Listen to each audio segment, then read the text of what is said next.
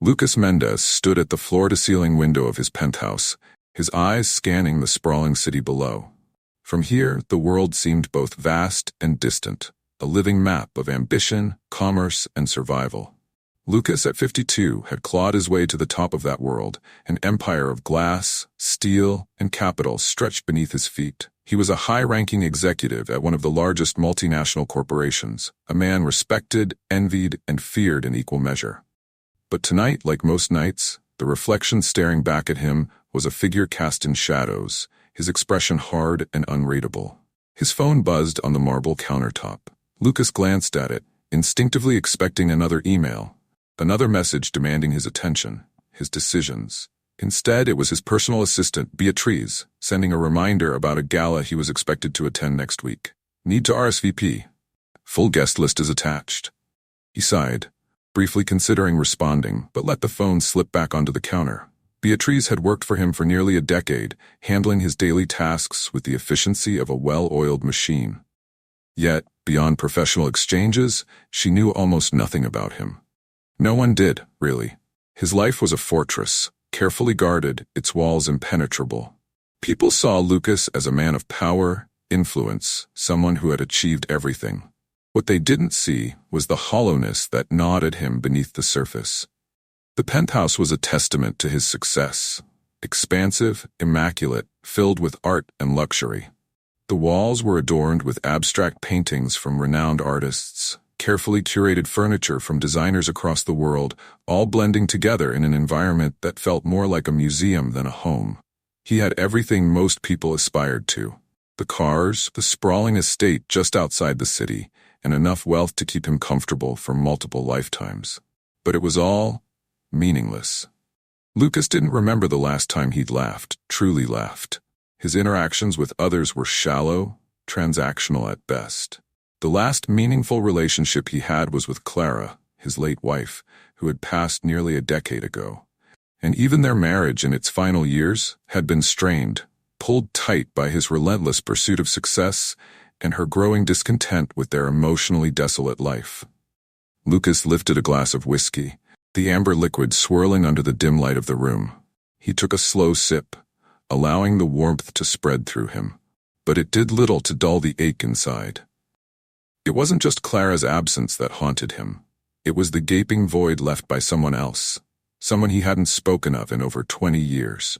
His son Miguel. Lucas rarely allowed himself to think of Miguel. Even now, the mere thought of him triggered a flood of emotions, guilt, sorrow, anger, all tangled together in a mess he didn't know how to untangle. It had been 2 decades since they last spoke. 2 decades since Miguel had walked out of his life. Their last conversation, a bitter, unforgiving clash of words neither could take back. He blamed himself for much of it. The long hours at the office, the absent father who was more interested in deals and negotiations than in soccer games and bedtime stories. But pride, stubborn, relentless pride, kept him from ever reaching out. Over the years, the distance had grown until the silence between them became almost unbearable. And now, it felt permanent, an unspoken wound he carried everywhere. Not that anyone would know. On the outside, Lucas was thriving, attending events with the city's elite, closing deals that would make headlines, his face gracing business magazines. He was invited to every important gala, his opinion sought after by governments and CEOs alike. Yet none of it filled the void left by his son. He lived alone in this cold, silent fortress, surrounded by luxury, but utterly disconnected from the world. At night, it was worse. When the noise of the day faded and the city below quieted, the memories would come back. Lucas would lie in bed, staring at the ceiling, fighting the images that surfaced against his will. He could see Miguel as a young boy, laughing as they played in the backyard, his wide eyes full of wonder and adoration. Then he'd see the same boy, years later, standing in the doorway with his suitcase in hand, eyes no longer filled with admiration, but with hurt and disappointment. The dreams were the hardest to escape. They came without warning, pulling him into a past he tried so desperately to forget. He would wake up drenched in sweat, heart pounding, the last vestiges of a memory slipping away just before he could grasp it. Sometimes it was Miguel as a child, running toward him, reaching out as if to ask for help. Other times it was Clara, her voice soft and full of sorrow, calling his name in a tone he couldn't bear to hear. But no matter how many times the dreams came, Lucas would push the memories aside when morning arrived, burying them under meetings, decisions, and transactions. It was easier that way, safer. Standing by the window now, Lucas finished his drink and placed the empty glass on the table. He glanced at the empty room, his gaze lingering on a family photo tucked away on a bookshelf, half hidden behind corporate awards. It was the only picture he hadn't taken down. A snapshot of him, Clara, and Miguel when life still held some semblance of joy. His eyes lingered on the image of his son, younger, smiling, full of a life Lucas had once been a part of. He turned away sharply, retreating from the ghosts of his past. Tomorrow was another day, another meeting, another chance to bury the pain.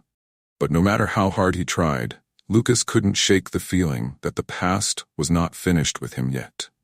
The brisk autumn wind cut through the streets of the city, carrying with it the scent of wet leaves and the distant hum of traffic. Lucas tightened his coat around him as he crossed the park on his way home. It had been a long day, filled with meetings that had dragged on endlessly. His mind wandered between corporate strategies and upcoming deadlines, his focus more on the future than the present moment. As he passed a group of trees near the park's center, something caught his attention. A figure, huddled on a bench, his back bent under a ragged coat. It was unusual for Lucas to notice such things. Normally, he walked with purpose, blind to the world around him unless it directly impacted his business. But today, something made him pause. The man on the bench, barely more than a shadow in the fading light, seemed to sense Lucas's gaze. He lifted his head slightly, his face obscured by unkempt hair and the shadow of his hood. There was a quietness in the man's movements, a hesitance, as if he wasn't sure whether to speak or remain silent. Then, in a voice so soft, Lucas almost missed it, the man asked, "Spare some change." Lucas's first instinct was to keep walking, like he had countless times before when faced with such situations. His world and theirs didn't intersect. He lived in a universe of polished floors, sharp suits, and luxury, far removed from the roughness of the streets. But something about the man's voice, the tremor in it, the vulnerability, stopped him. He glanced down at the disheveled figure, feeling a strange pang of recognition, though he couldn't place it. The man was young, no older than his late 20s, with a gaunt face that spoke of hardship and hunger. His eyes, shadowed but striking, held a quiet desperation. Lucas reached into his coat pocket, pulling out his wallet almost mechanically. He handed the young man a large bill, far more than anyone would expect for a simple request for change. As the money exchanged hands, their eyes met for a brief second, and Lucas felt something strange, something he hadn't felt in years. It was a flash of emotion, quick and unexpected, that unsettled him deeply. "Thank you," the young man murmured, his voice thick with exhaustion. Lucas nodded curtly, unable to find words. He turned away and resumed his walk, his pace quickening as if he were trying to outrun the feeling that was building inside him. The encounter replayed in his mind as he navigated the familiar streets toward his penthouse. The transaction itself was unremarkable, but the moment when their eyes had locked stayed with him. There was something in that young man's gaze, something haunting and familiar. Lucas tried to shake it off, but the harder he tried to push it away, the more it lingered. He had given the man money out of an odd impulse, not out of guilt or pity. He had done it because for a brief moment, it felt like the right thing to do. And Lucas rarely did anything unless it had a purpose. As he entered his penthouse, the luxury and warmth of his surroundings did little to dispel the unease creeping up his spine. His fingers traced the edge of the marble countertop, but his mind was elsewhere. Why had the stranger's eyes unsettled him so? Why did he feel as though he'd seen those eyes before? Filled with the same longing, the same plea, his thoughts drifted, unbidden, to Miguel. Those piercing, pleading eyes, so much like his son's when Miguel was a boy. Lucas felt his chest tighten. He hadn't thought about Miguel like this in years, not in such vivid, painful detail. But now it was as though the floodgates had opened, and memories he had long buried were rushing back with alarming clarity. Lucas poured himself another glass of whiskey, his third that evening, trying to drown out the memories. He wandered over to the bookshelf, where he had hidden away the last remnants of his past, Old family photos, small keepsakes, things he hadn't touched in years. He hesitated, then pulled out an old photo album tucked behind one of his business awards. The album was worn, its edges frayed, a stark contrast to the pristine surroundings of his home. He hadn't looked at these pictures in decades. Flipping through the pages, he saw images of a younger version of himself, smiling stiffly beside Clara, their happiness already beginning to fray at the edges even in those early years. Then came the photos of Miguel, first as a baby, then as a curious toddler, and finally as a boy on the verge of adolescence. Each picture held a memory, some happy, others tinged with regret. Lucas stopped on a photo of Miguel when he was 8. He was looking up at the camera, his face filled with a mix of joy and wonder, the kind of expression only a child could have. The resemblance between Miguel in that photo and the young man on the bench in the park hit him like a punch to the gut. His hand trembled slightly as he traced the edges of the photo. Could it really be just a coincidence? The eyes of the young man today, the way they had looked at him with that same mixture of hope and sorrow, it was too much to ignore. Lucas closed the album abruptly, shoving it back onto the shelf. The past was a wound he had spent years trying to heal, or at least cover up. But now the wound had been reopened, and the pain was fresh again. He couldn't shake the feeling that the young man in the park wasn't just a random stranger, that there was something deeper, something he was missing. That night, Lucas couldn't sleep. He lay in bed, staring at the ceiling. The image of those pleading eyes burned into his mind. Miguel had looked at him like that during their last argument, right before he left. And Lucas had done nothing to stop him. As the hours passed, Lucas began to feel a sense of dread, a gnawing suspicion that he hadn't yet seen the last of that young man. The next morning, Lucas awoke feeling as though he hadn't slept at all. His dreams had been restless, plagued by vague images of the young man from the park, blurred faces, and haunting whispers. He tried to shake off the lingering unease as he got ready for the day, but the thoughts clung to him like a heavy fog. It was Sunday, a day Lucas typically reserved for visiting Clara's grave. He had made this trip regularly for years, even though the visits had become more a matter of routine than anything truly sentimental. The cemetery, quiet and untouched by the rush of the city, was a rare place where Lucas allowed himself to reflect, though he rarely liked what he found in those reflections. As he drove out to the cemetery, his mind returned to the events of the previous evening. No matter how hard he tried to rationalize it, something about that young man had triggered a deeper reaction within him. One he couldn't quite explain. He told himself it was simply a strange coincidence, that his own mind was playing tricks on him, confusing the past with the present. But when he arrived at the cemetery and stepped out of his car, Lucas saw the same young man sitting on a bench just a few meters from Clara's grave. For a moment, Lucas froze, unsure of whether to approach him or leave. The shock of seeing the man again, in a place so sacred to Lucas, left him off balance.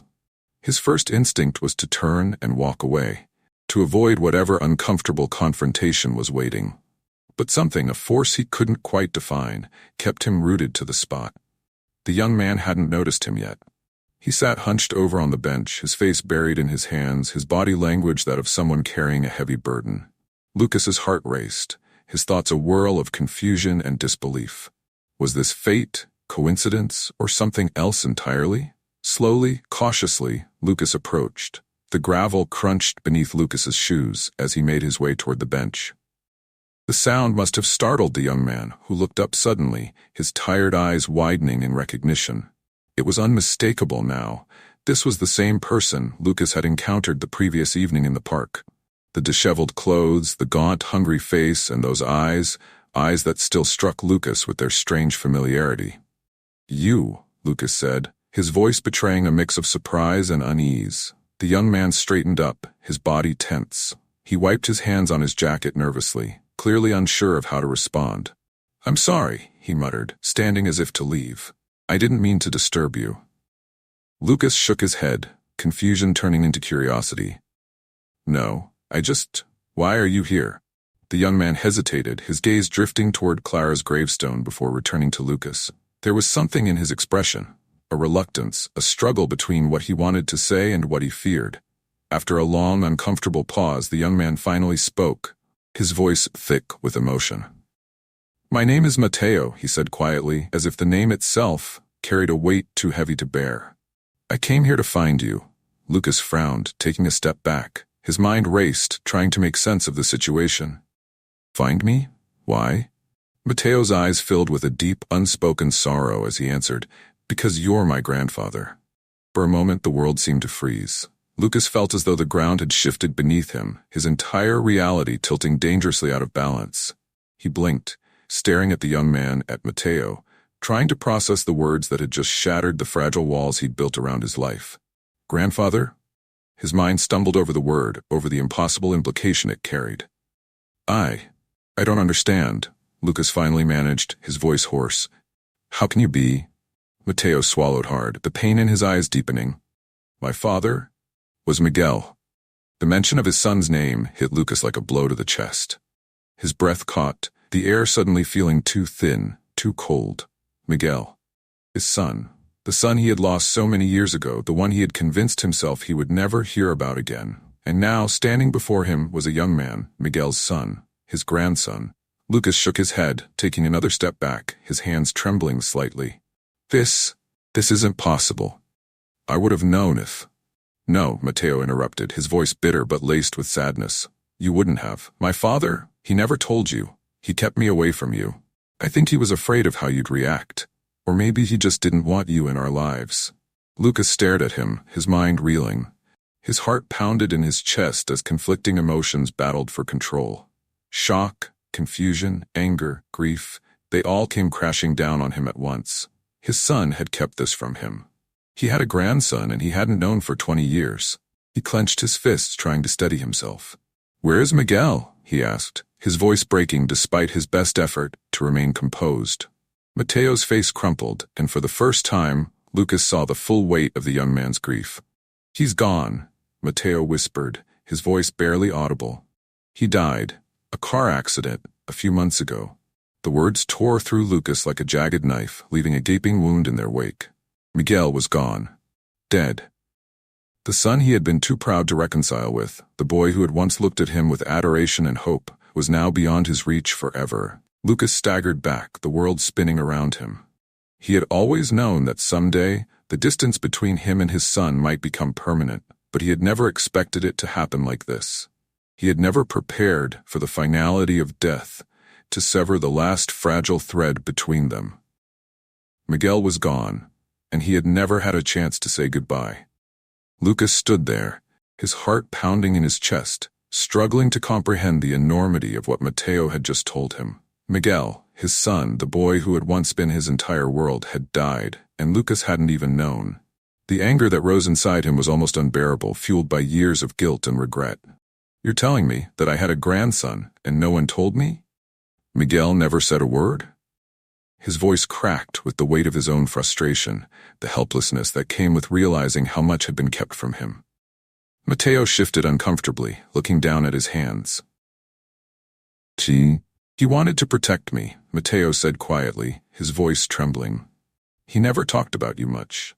I think he was afraid of what might happen if you found out. Lucas's hands shook as he ran them through his hair, his thoughts spinning in a wild, chaotic mess. Protect you from what? From me? His words came out harsher than he intended, but the bitterness in his voice was impossible to suppress. Matteo didn't answer at first. He just looked at Lucas with an expression that was equal parts sorrow and fear. Finally, he whispered, From becoming like you. The words hit Lucas harder than he had expected, like a punch to the gut. He stared at Matteo, the full weight of the young man's statement sinking in. Miguel had feared him, feared what he represented, what he had become. And now, all the years of silence between them, the cold, unspoken estrangement, were beginning to make sense in a way Lucas had never fully understood. I didn't know, Lucas said, his voice barely above a whisper. I didn't know he had a son. I didn't know he was gone. His throat tightened, the enormity of what had been lost overwhelming him. He had spent 20 years punishing himself for pushing Miguel away, but now that he knew the full truth, it was worse than he could have ever imagined. Matteo stood in front of him, still fragile, still uncertain, as if unsure whether Lucas would turn away or embrace him. The distance between them was filled with pain, with questions Lucas couldn't begin to answer. But one thing was clear. Everything Lucas had feared for so long had already come true. He had lost his son, and now, standing before him, was a grandson he had never known. The future they might have had together was gone, taken by years of silence, pride, and fear. And for the first time in his life, Lucas felt utterly and completely lost. The following days passed in a blur for Lucas. The world outside continued its steady rhythm, but inside, Lucas was unraveling.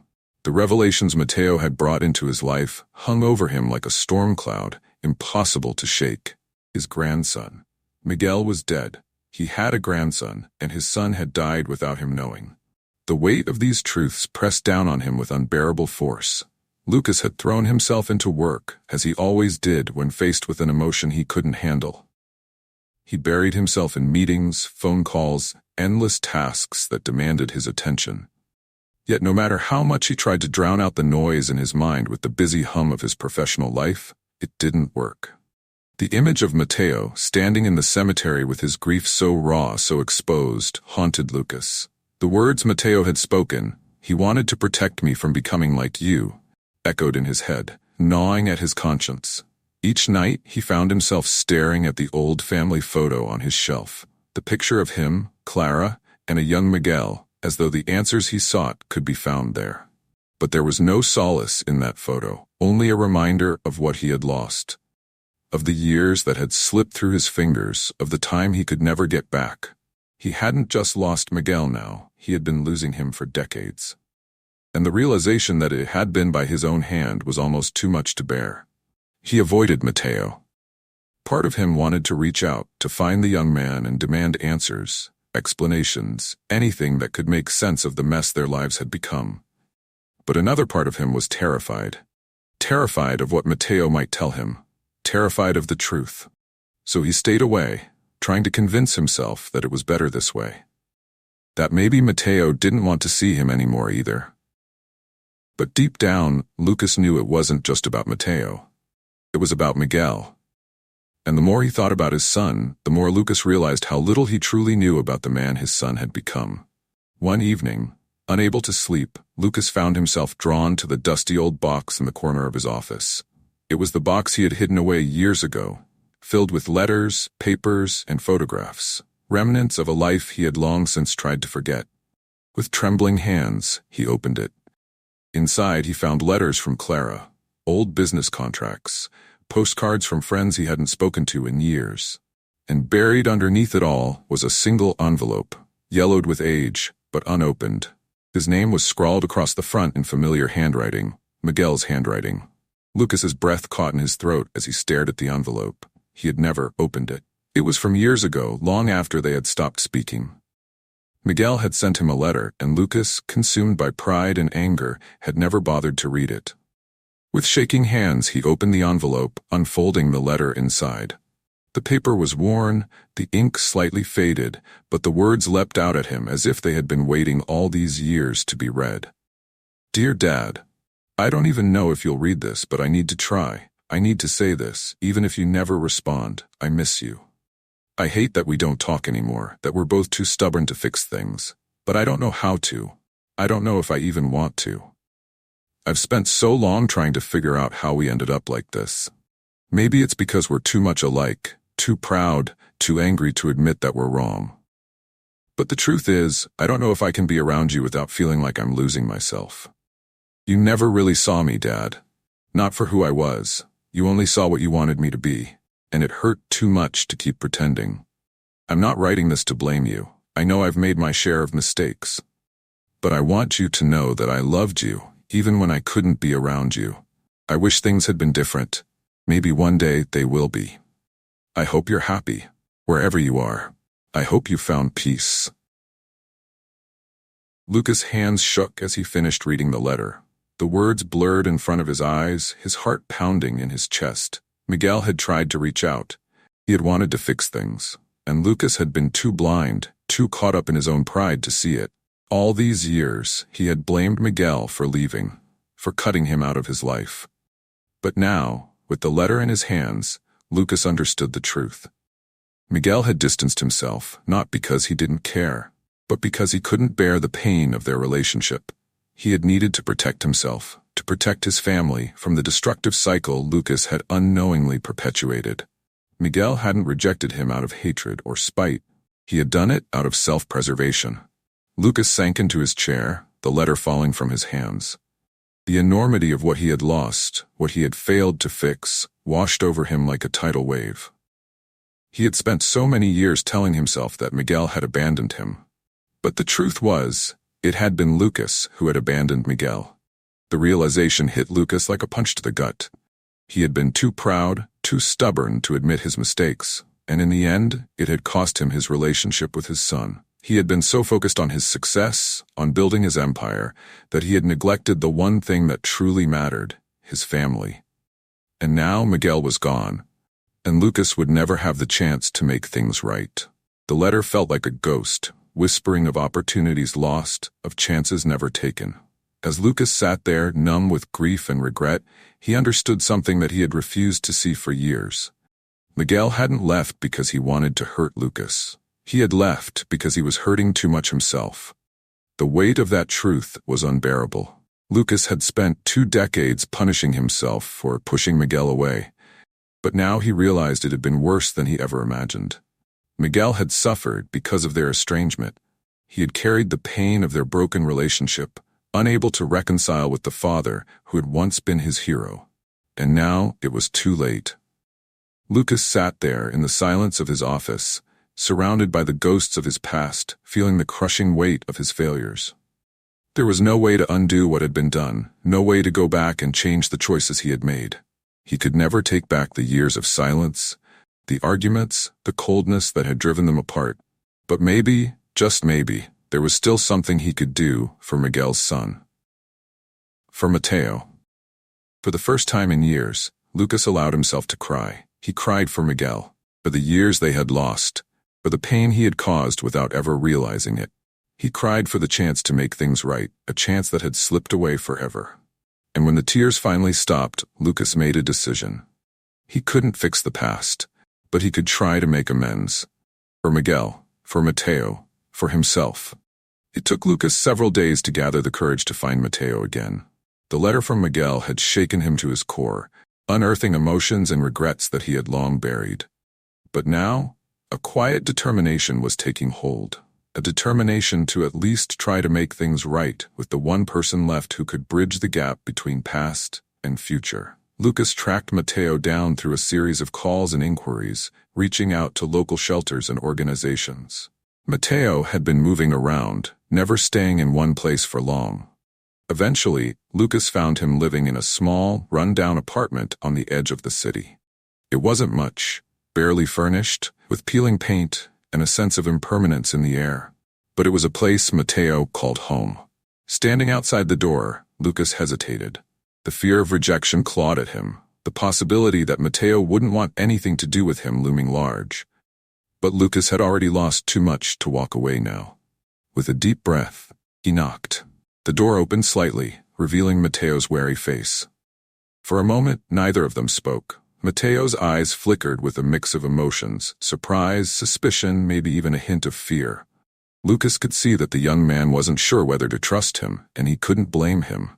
After all, Lucas was the man who had abandoned his father. "I'm sorry for showing up like this," Lucas said, his voice rough with emotion. "But I wanted to see you, to talk." Mateo looked at him for a long moment before stepping aside, letting Lucas in. The apartment was even barer than Lucas had imagined. No personal touches, no signs of comfort. It felt temporary, like Mateo was living in transit, never fully settling anywhere.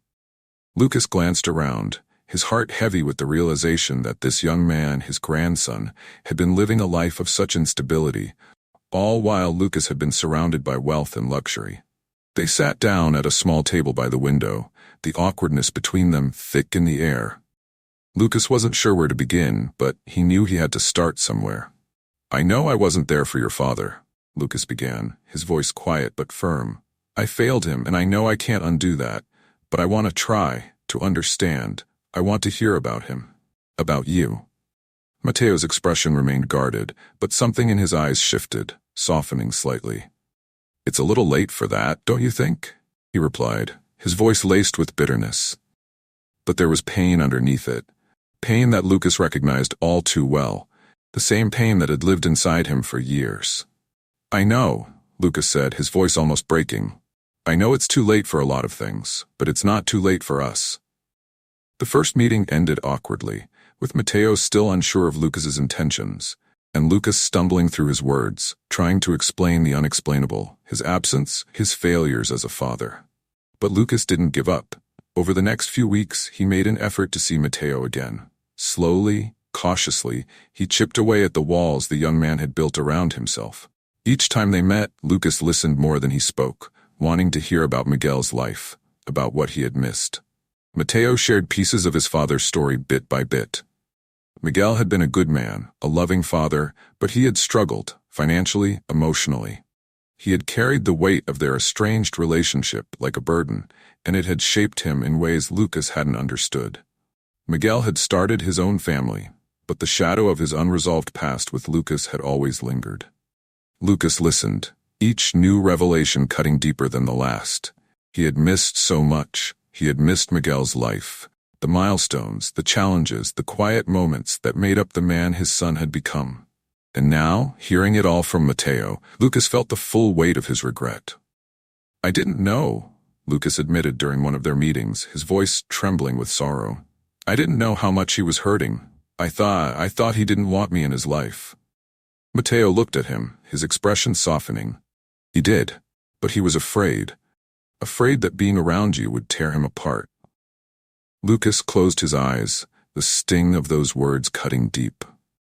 It was the truth he had refused to see all those years, the truth that his presence had been more damaging to Miguel than his absence.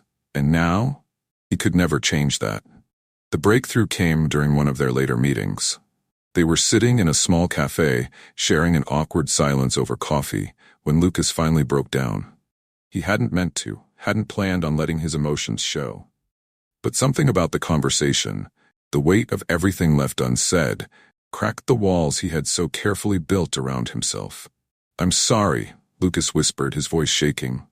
"I'm sorry for everything, for not being there for your father, for not being there for you. I don't expect you to forgive me, but I need you to know that I never stopped caring about him. I never stopped loving him."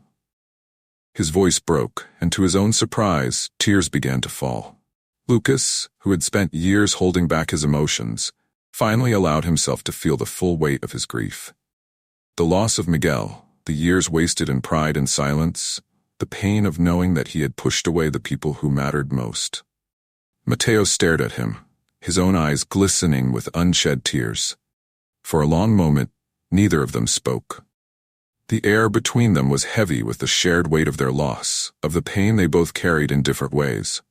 And then, slowly, Mateo reached across the table, placing his hand on Lucas's trembling one.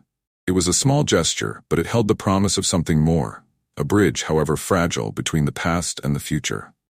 "I don't know if I can forgive you," Mateo said quietly, his voice raw with emotion, "but I'm willing to try." Lucas looked up at him, his heart swelling with a mixture of hope and sorrow.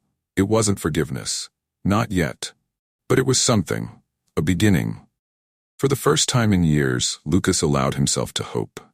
Maybe, just maybe, there was still time to make things right, not with Miguel, but with Mateo. And that, in itself, was a gift Lucas never thought he would have.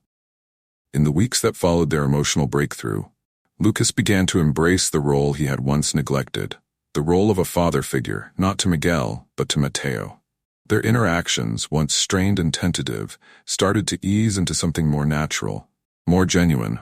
Lucas realized that his time with Mateo was a second chance. A gift he hadn't earned, but one that he was determined not to squander. At first, it was small gestures. He offered financial help, though Mateo had been hesitant to accept it. Lucas had insisted, wanting to give his grandson the stability he had lacked for so long. But more than financial support, Lucas wanted to be present. To be the person Miguel had needed him to be all those years ago. They began spending time together, sharing stories about Miguel. Lucas, for the first time, found himself speaking about his son not with bitterness or regret, but with love and tenderness. He told Mateo stories of Miguel as a boy, the way his eyes would light up when he scored a goal during soccer practice, the curiosity that fueled his childhood dreams. Mateo, in turn, shared stories of the man his father had become, the sacrifices Miguel had made, the challenges he had faced, and the fierce love he had carried for his family. One crisp autumn morning, Lucas and Mateo visited Clara's grave together. Lucas had brought flowers, as he always did, but this time the visit felt different. It wasn't weighed down by the usual guilt and sorrow that had accompanied his visits in the past. Instead, Lucas felt a quiet peace, as though something had shifted within him, allowing him to breathe a little easier. As they stood by the grave, Lucas placed the flowers gently at the base of the headstone. He looked at Mateo, seeing in his grandson the echoes of both Clara and Miguel, his family, his blood.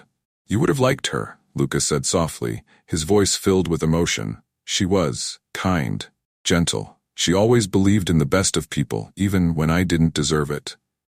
Mateo smiled, a small, sad smile. "I think she would have been proud of you," he said, surprising Lucas with the sincerity of his words. Lucas felt his chest tighten, the weight of the moment almost overwhelming. He nodded, unable to speak but grateful for the unexpected gift of that sentiment.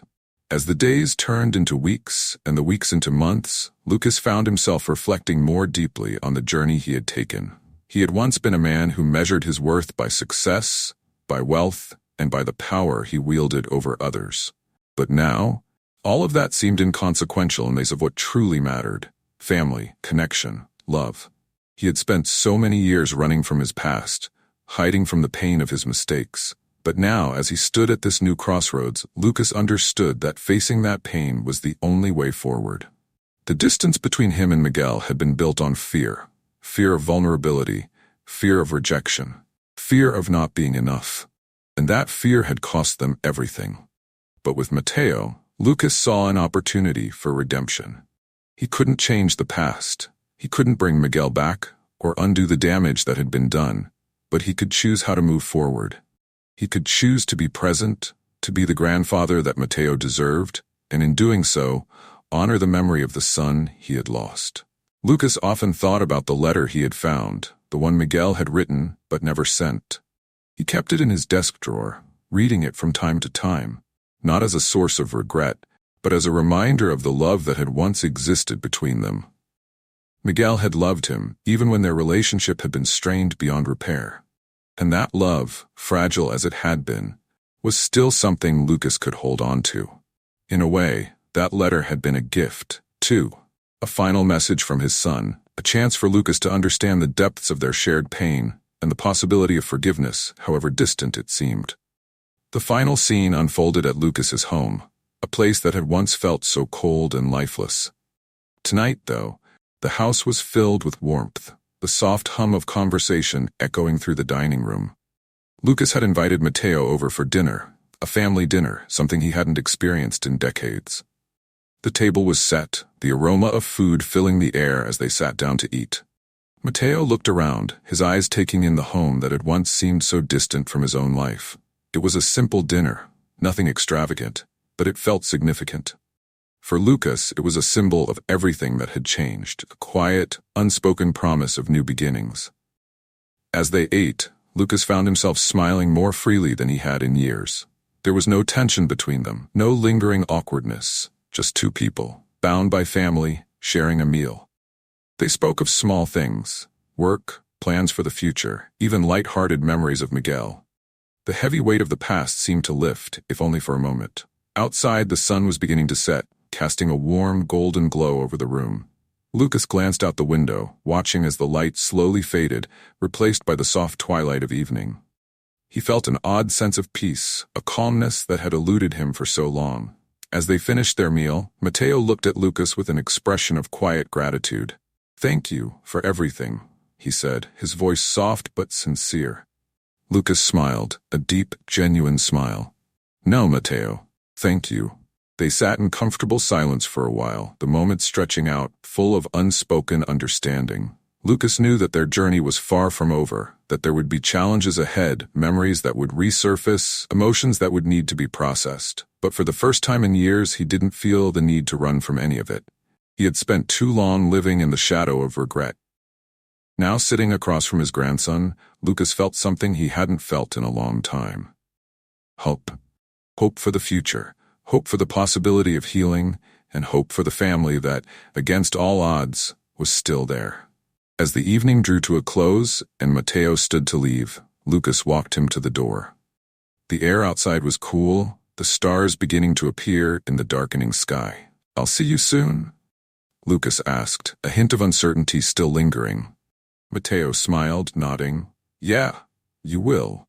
Lucas watched as Mateo walked down the driveway, the quiet night settling in around him. For the first time in what felt like forever, the house didn't feel so empty.